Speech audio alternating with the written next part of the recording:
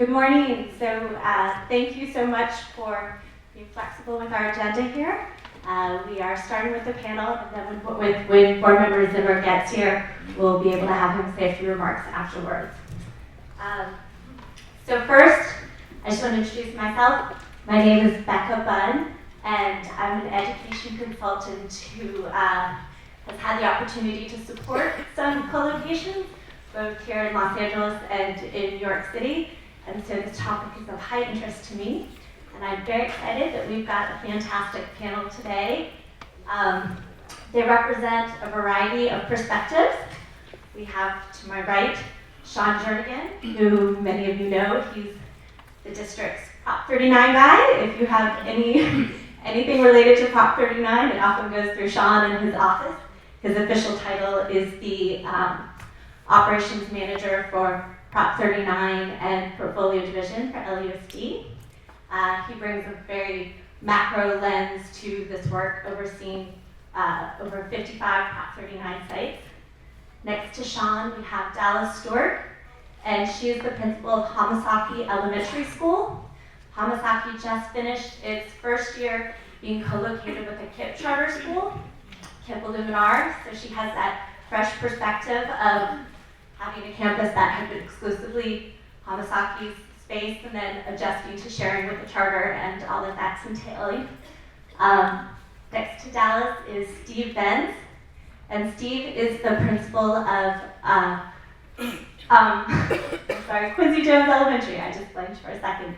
Quincy Jones Elementary is another district school that shares a campus with the charter, and it shares with Synergy Charter Academy.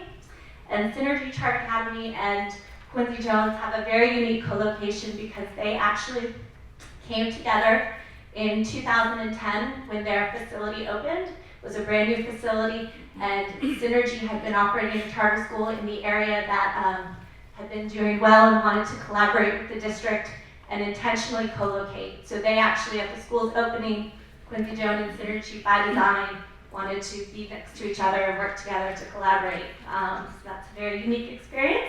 And next to Steve is Laura McGowan Robinson. Laura is the executive director of Crown Prep Academy.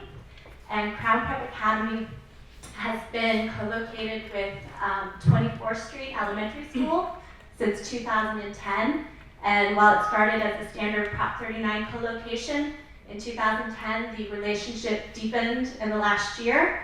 Many of you might know there was a parent trigger vote at 24th Street Elementary where the parents had wanted to see changes, which they actually requested that the Crown Prep Middle School would partner with LUSD, and together the LUSD and the charter would be working to work together on improvements in the elementary school. So she brings an interesting lens as well. We've got a range of contexts for co-locations on the stage and a lot to learn.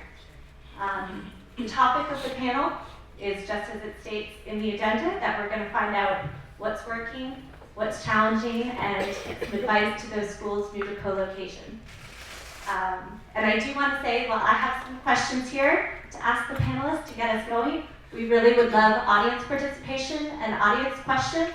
So you have in the center of your table some note cards. If you have any questions that you want to be asked of the panelists, please complete the note cards. And then we have Sky in the white shirt and green skirt over there. We'll come around and collect them. If you just raise your hand, she'll then bring the note cards to the front. So thank you. And well, my first question, I do know, which is nice in the title of our agenda, I can remember this one. What's working? I would like to start maybe with you, Dallas, if you could share from a school administrator's perspective, what's working with your co-location after this first year? Thank you, this is actually dead. Thank you so much. What's working and any successes that you want to share from your campus experience? Good morning. Canada. What's working for us, I would have to say, is the fact that the charter school principal and myself, actually there's a leadership team, as well as my leadership team, communicate quite often. We have meetings once a month, and we email each other almost every day. We text each other, we call each other on the cell phone, we call each other on the office phone.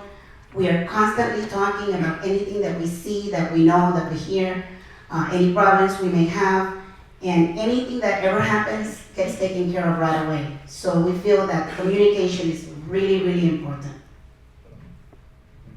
Thank you so much. And Steve, can you please highlight from your campus? That other mic actually works. Yeah, I turned it on. All right, so what works? I think, Dallas, you hit it on the mark. The most important thing is communication. When we originally set up the charter and the public schools set up, when we were opening the school, there was like this scheduled time where you would come together and meet. We did that for about a few weeks, and we realized that that seemed A, impractical because there was so much going on, and B, I mean, essentially, Jen Epps was the principal of the other school at the time, and we always joke around saying it's our other marriage.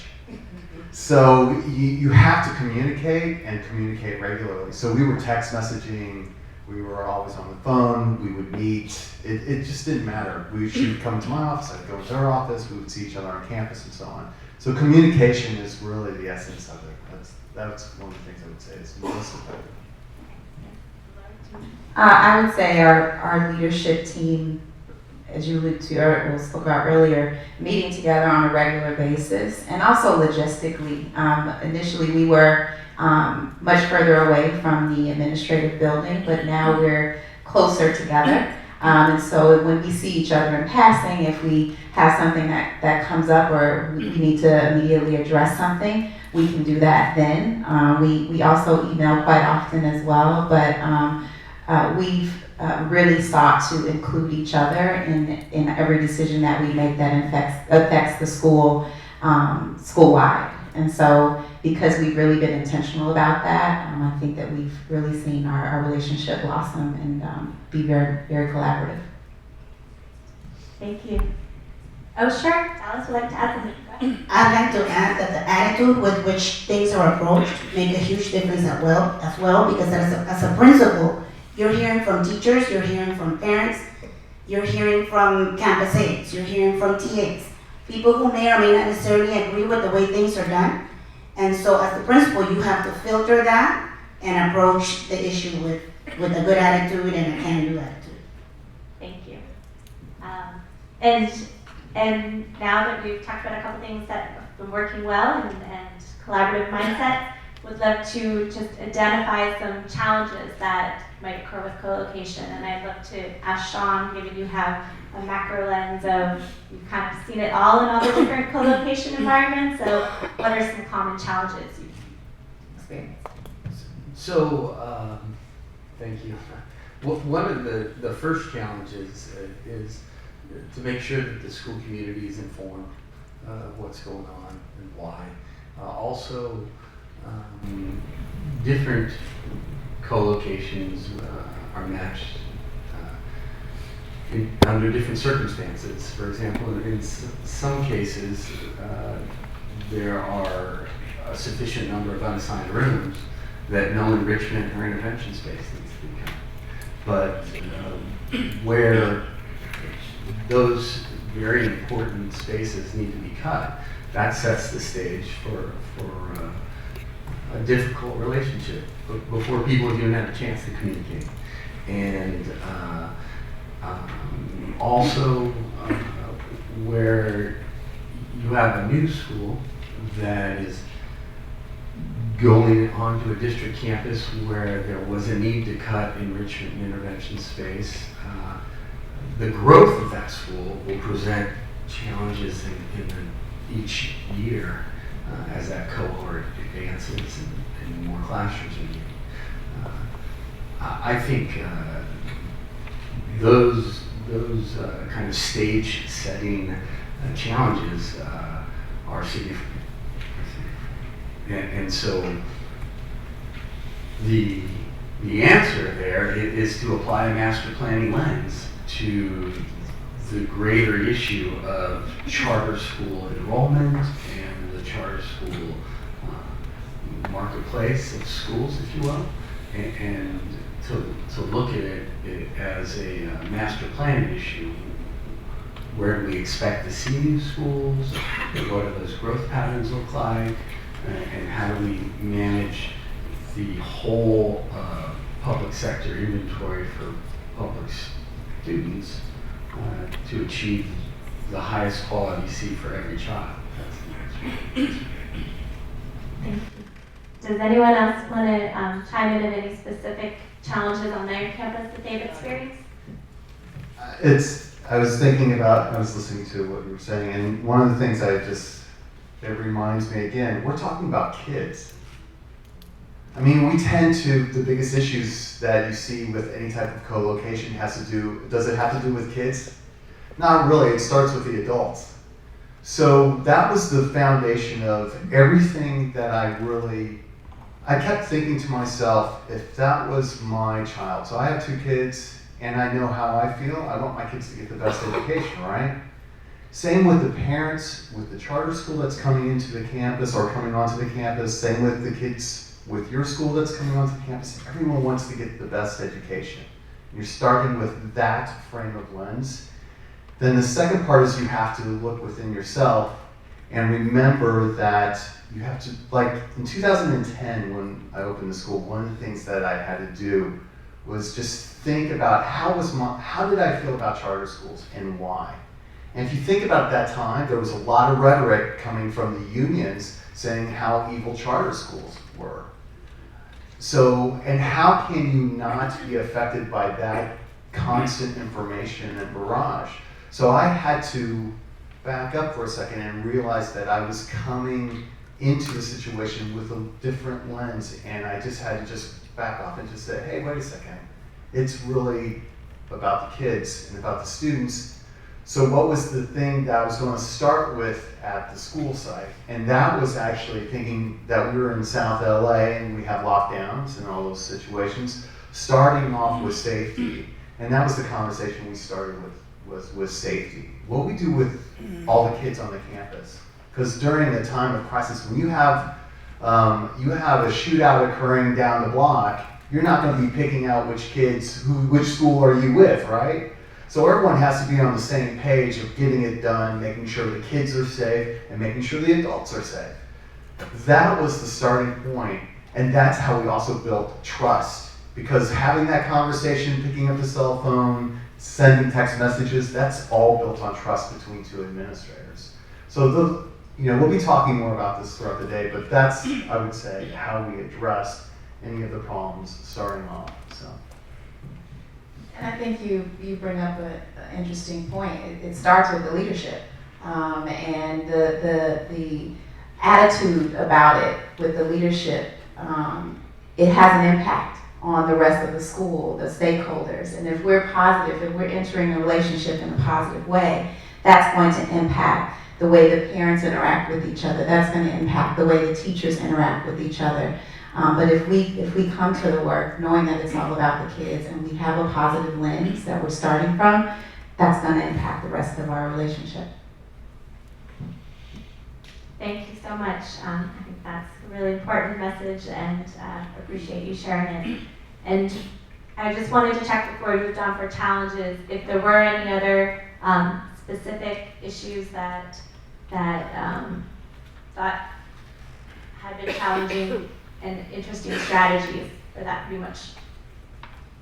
Well, we have all day, right? No. I thought we were too quick moving off the subject, but it was a great message to leave it with. Yeah, well, I mean, there are so many things. You have, every Tuesday, so my campus, or not my campus, but my staff, the staff every Tuesday, it's a sea of red. So we have a highly organized, highly active union group. So, there was 2 years ago, I remember there was a situation at the beginning of the year that the union was doing something, and one of their complaints had to do with charter schools and raises. And at the same time, it's like, again, that's a union macro issue. At the end of the day, we're at the site and we're making it happen. We're the ones who have to really address the issues. So I had to have a conversation with, and actually that had to do with like 1 or 2 people and just have a real dialogue about what this is and what it was about. There's always going to be some sort of issue. The key is conversations and structures. Those are the two essence of it. Dialogue and building structures that benefit both. I'll give you one example. So in the morning, it's an elementary school, K-5, Synergy Charter, K-5, our school, K-5. In the morning, we have a morning assembly together with all the schools. 7:52, that's the warning bell. Everyone is lined up on the yard, and we do the Pledge of Allegiance with a child from each school. So we can just build one foundation, so it's the campus. Announcements, we started off doing individual announcements for different schools, and both staffs said to us specifically, if you're making an announcement to one school or another, don't save it for our school. Either keep our school on the site or keep them in place and let the other school be dismissed, or just disseminate the information in another way. If you have any announcements to make it as a campus announcement. And that is a way of addressing and making uniformity, bringing cohesion together. The first 2 weeks of school, we teach the discipline and the positive school-wide behavior structure. And we took their plan and our plan and we melded it together so we have one uniform way to address the kids. So it doesn't matter which uniform they're wearing. And it doesn't matter which adult is addressing the child because we want the same thing. We both want that same thing. So.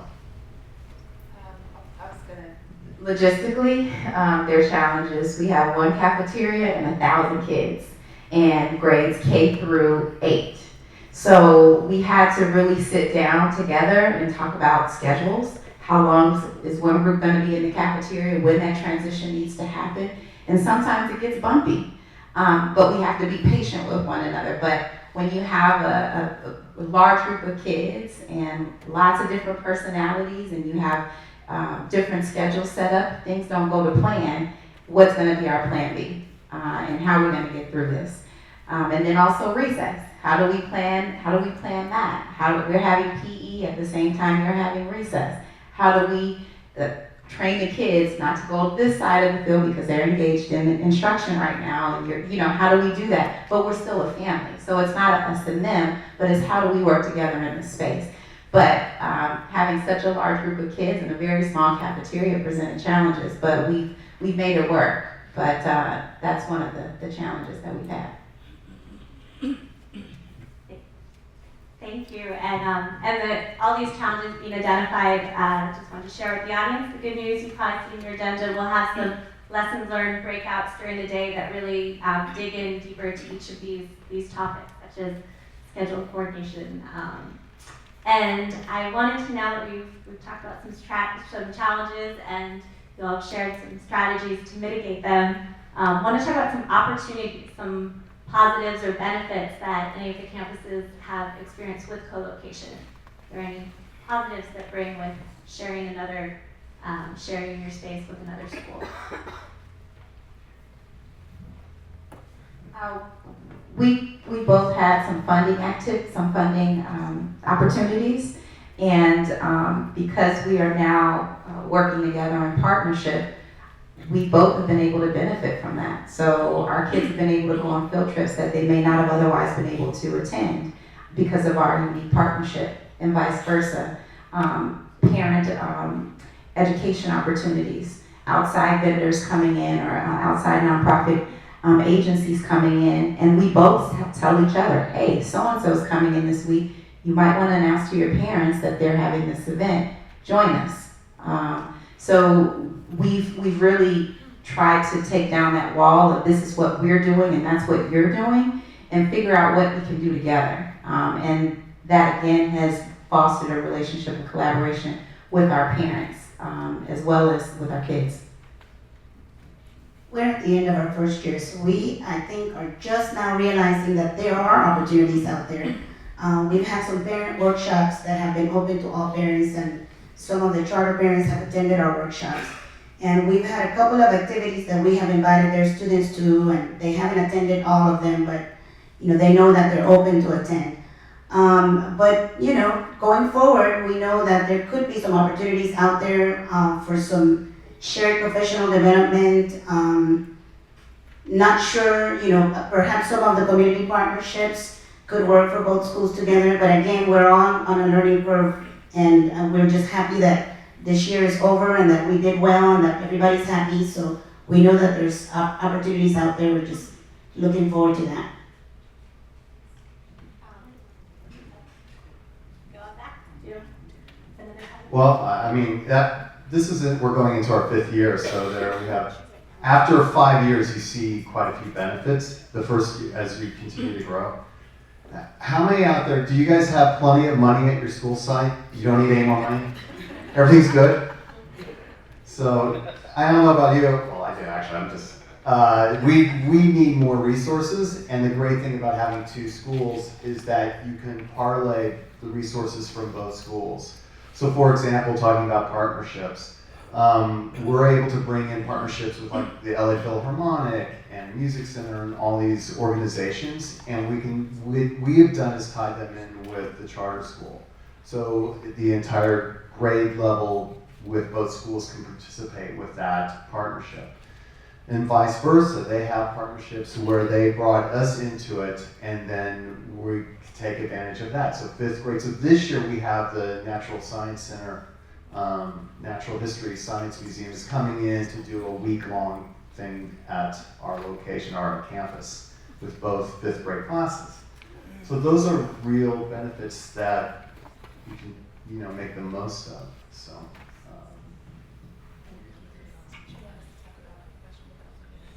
Oh, sure. Yeah. If you want. So another feature of our partnership was shared professional development. And what we've been able to do in just our first year is have instructional walks together. We've had shared professional development together. We've brought in outside agencies to help facilitate those professional development sessions. Our teachers are going into each other's classroom, and usually people are like, really? That's really been exciting and groundbreaking for us, quite frankly, and because we're all there united under the same vision, and that's to get our kids high school, college, and career ready. So we've started those conversations, and it started, of course, very, very, formal. But now we've been able to really open up and have some difficult conversations and some critical conversations about what's going on in classrooms and why is it happening this way in these set of classrooms. Why is it happening this way? Can you give me a little bit of an idea about your school culture? I really like that. I really like what you're doing there. How can we incorporate that into what we're doing? And so that has just begun to start. And next year we're really excited about our co-planning of professional development. What we've done at Crown Prep to ensure that we have this, have a schedule that's more conducive to this collaboration is we actually changed our professional development days from Thursday to Tuesday to align with 24th Street's professional development days so that we can do this more regularly than we've done in the past. So, and that's just because we were able to be that flexible. So going into the next school year, we'll actually have professional development scheduled on the same day so we can bring our teams together. Yeah, we've done the same thing. We have PDs together, or my staff will actually, Randy Polisak, who is one of the co-founders of Synergy, is an amazing educator, and he's provided some professional development to the staff at Quincy Jones along with the staff at Synergy. So you can really take advantage of that. One of the things I also wanted to bring up, and I know it tends to be a point of contention, and it takes a little bit of time because you're building a new foundation, building a structure, and parents are understanding what you have there, but it has to do with enrollment. You know, there's this, I've heard many times, well, the charter school, they're taking our kids, they're stealing our kids. And then it's been asked of me, well, aren't you concerned about Synergy taking your kids? And my answer is no. What happens is you build upon the success of your school and the charter school, and you have this commonality of success with both schools. When you're building that up and you start to see a change within the community outside of the school, parents, it doesn't matter where you are. It doesn't matter whether you're on the west side, in the valley, in South LA. What tends to happen, all parents, or I would say the majority of parents, want the same thing. They want the best education for their kid, for their child. So they try to do anything they can to get their child into a school that's successful or perceived as being successful. So when you have success at your school and you have success at the charter school, and again, a combined thing going on where it's not this fighting, I'll tell you, if you have the charter school and public school fighting, the parents are going to know about it, and they're not going to want to have their kids on the campus. Doesn't matter whether you're public or it doesn't matter which school you are, right? But if you have the success, then what I've noticed over the past few years is that we have kids have this. We have like 3 or 4 kids who all of a sudden have the same address, right? They're borrowing the same address. They're trying to get their kids into the school in any which way, meaning that our enrollment we have no problems with enrollment because parents are wanting to go to that school, and same with the charter school. So if I see a kid from our school the next year in the charter school, that's great. That's how I feel about it because I know that they're going to get a great education. And so that was just one point I wanted to bring up. So that's a real positive.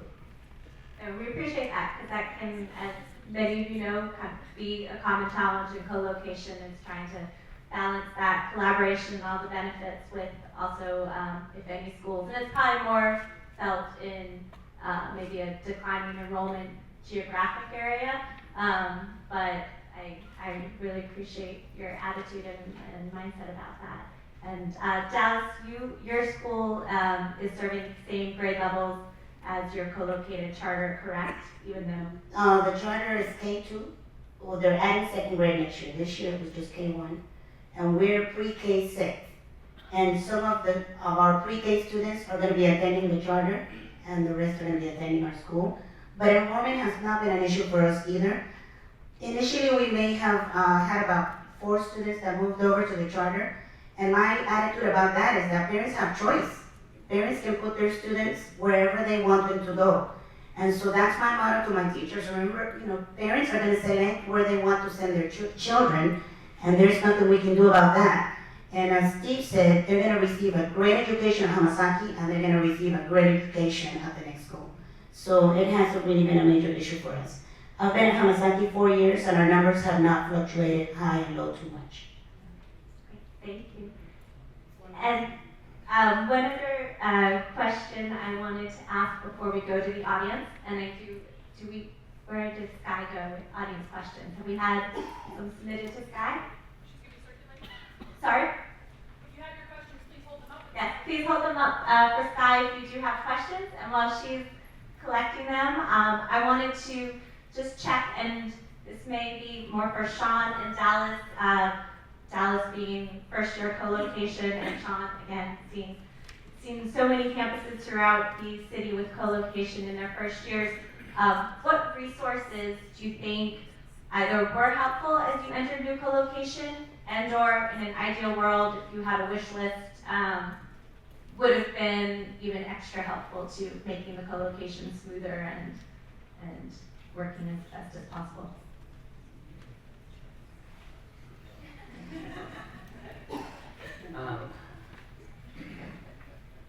I think the resources that I'll start with what's helpful and then the wish list. I have a long wish list. What's helpful, especially this year, is working with the Educational Service Center Instructional Committee, and really what we're trying to do is keep the district aligned, because we know that we're very powerful in achieving our mission when we're aligned as a district. But when we, what I call sometimes the bad old days, when I first got here, we didn't understand that value in the program. And so it was a lot of pounding people over the head with this is the egg code, this is the way it's going to be, and we still revert to that too often. So I think what works is when we're aligned, when we trust our district principals as the representatives of the district in the real work, and we align ourselves to their mission. My wish list would be to have more support in that effort, to have staff that were maybe regional or assigned to a specific ESC who could be out at the school sites, walking with principals, talking with them, and really operationalizing the needs. That would be my number one wish. So I would have to say that it is very comforting to know that the staff at the local district, at the ESCEs, are very supportive. There's always someone you can call. The folks at the Prop 39 office, there's always someone you can call, and we call them. We're calling, we're emailing, CCing everybody, and there's always an answer to a challenge. I wish and one of the great things about having co-located with the charter is that there were things that we were able to get for a physical plant that we didn't have before. We had, for example, our playground, which merged into our parking lot, and there are lines that were drawn for cars, but there was no fence, so the balls, would obviously go over to the parking lot. Well, because we were co-located, we were able to fence our parking lot, so that was a huge benefit. There were a few classrooms, I believe, that were, painted, and some things that were done based on the fact that we were being co-located. A wish list that I have is perhaps in terms of the funding for maintenance and operations, and more people to help us do that work, because we were given another 220 students, and the buildings and grounds staff did not grow. So these guys are doing the best they can, but obviously they're working to their capacity and above. So wish list will be maybe more funding for M&O, or funding at all for M&O. Funding at all for M&O. Perhaps more staff added to the M&O. And ultimately maybe some more time to have digested the idea, because for us it happened all really fast, within a couple of months. And you have parents you have to talk to, you have staff you have to talk to.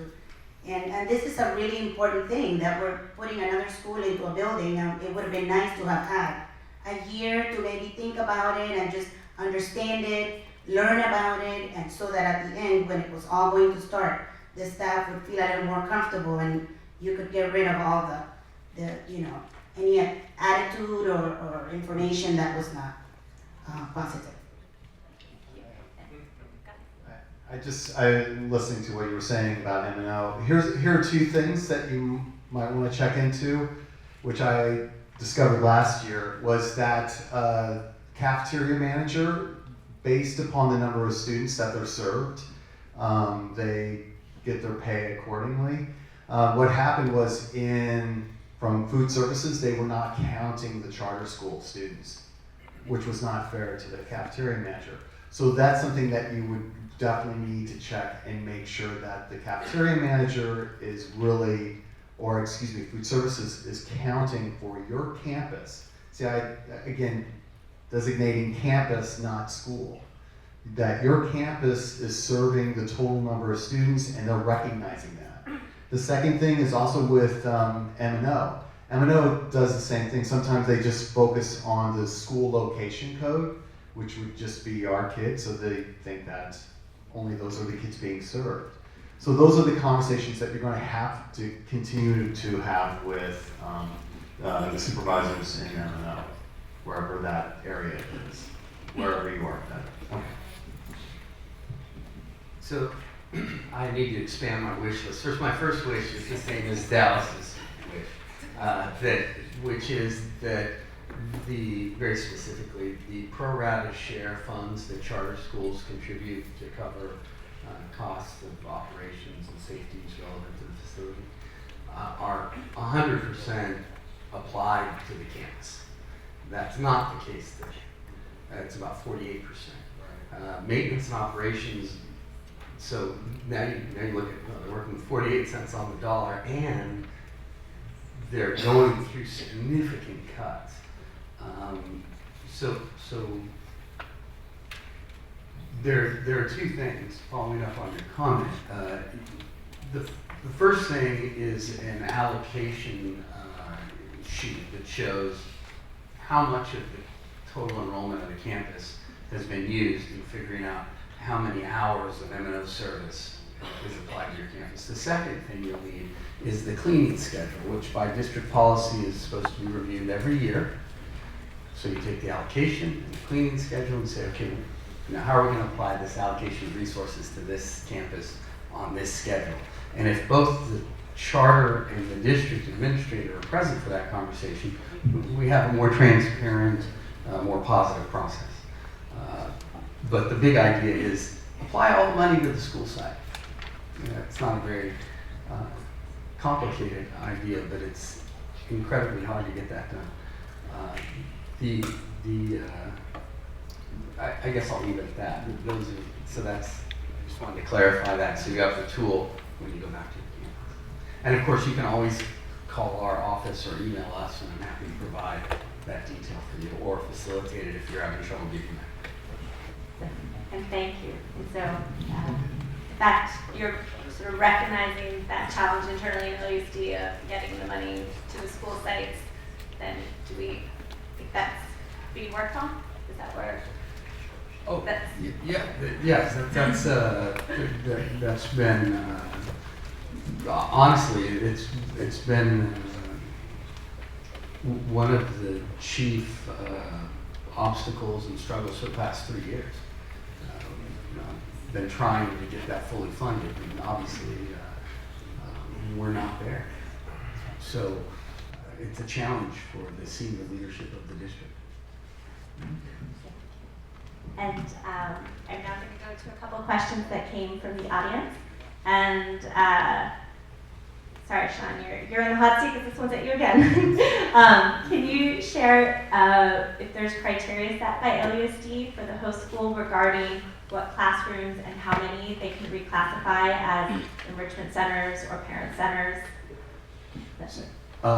So the criteria for reclassifying space as parent centers or enrichment centers.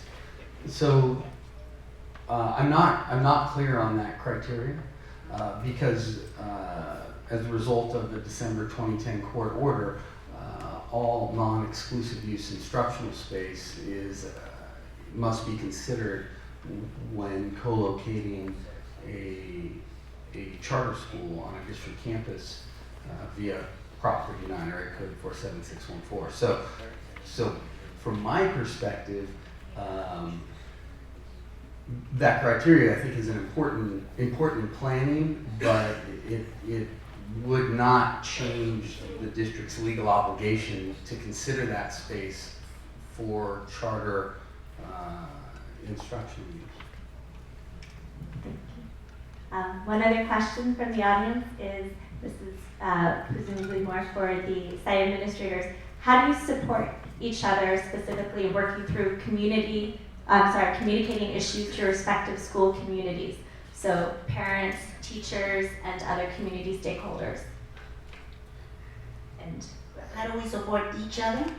I'm assuming that each other means the two schools on the co-located campus. If there's coordination around community engagement with stakeholders. So who asked that question? So I'll make sure I'm addressing it right. Can you raise your hand? Okay. Oh, okay. Saying back. Oh, that's you. So that question is crucial because, for example, I know the first few years you always had parents coming in and parents talking about this school or that school. And for example, if you have a lockdown, you want to communicate the same message. That's really important. If you don't communicate the same message, then you might have a big blowback as you can imagine.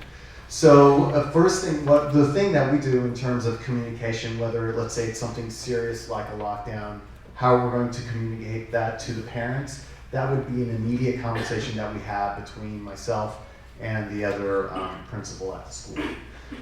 For things that are that have to do with more long-term, maybe we're doing a parent workshop on colleges, or how to start planning on sending your child to college. We do workshops like that. So that information, we talk back and forth, or we'll email back and forth, and then we'll print it in our bulletin, they'll print it in their bulletin, and then we'll send it out that way. We communicate directly to our community. So meaning specifically my parents, her parents, and that's how we present it. But we talk and communicate with each other to make sure we're sending the same message or a similar message. So. Thank you.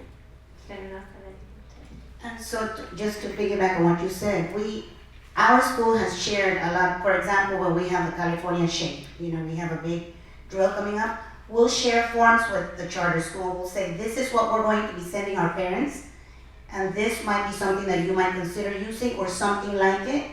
Because a lot of times, they ask for help. They say, well, what are you going to tell your parents? How are you going to say it? When are you going to let them know, and what exactly are you going to tell them is going to happen? So we share whatever communication we're going to give our parents, we share it with them, so that now we feel like we're going to communicate with our parents, and so are they, and we're going to communicate the same message. I just want to reiterate too, the safety committee that you have at your school, it has to be, I definitely would say it has to be really with both schools involved. So you have to have representatives from both schools on that campus. So it's really a safety, it's the campus safety committee. It's not your school's safety committee. That way everyone's on the same page. Great. Well, thank you so much. And so those were our only 2 audience questions. Unless there's others, I'm going to go to our next question we want to make sure to have time for. And I think this will be a bit of a closing response from everyone. If you can please address, as in the title of the session, what your advice is to those schools new to co-location. If you could just sum it up in a couple sentences would be great. I'll make mine simple. Have a sense of humor. Don't lose your sense of humor with it. So, and you know what's important. I think it waters down to that. And for us as well, the beginning of, like next week, when our teachers come back, we're going to have a pizza party. And we just bring them all together because it's important for everyone to see who's walking the campus. Whether they like it or not, they eat pizza together, we play an icebreaker, and when it's all said and done, everybody has met. So it's how you go into it that sets the tone for the rest of the year. I'd say communication, being positive goes a long way, and assuming the best. Sometimes we hear things and it may come from a different stakeholder and we might not have the backstory. So just pausing for a minute, keeping it in perspective and assuming the best when you approach that conversation goes a long way. I would say walk and talk with your counterpart and connect as educators. And I think from that, it's very easy to keep a student focused. If you're walking and talking. Thank you so much, and I just want to thank all the panelists for sharing their time and their insights. They clearly have a lot of valuable experience that the rest of us can learn from. And if you do have additional follow-up questions that you weren't able to address during this session, we've got a lot of breaks throughout the day and the networking reception from 4 to 5 that hopefully everyone will stay for. And you can just sort of informally approach them and pick their brains some more. So thank you all very much. If we can give a round of applause for our great panel.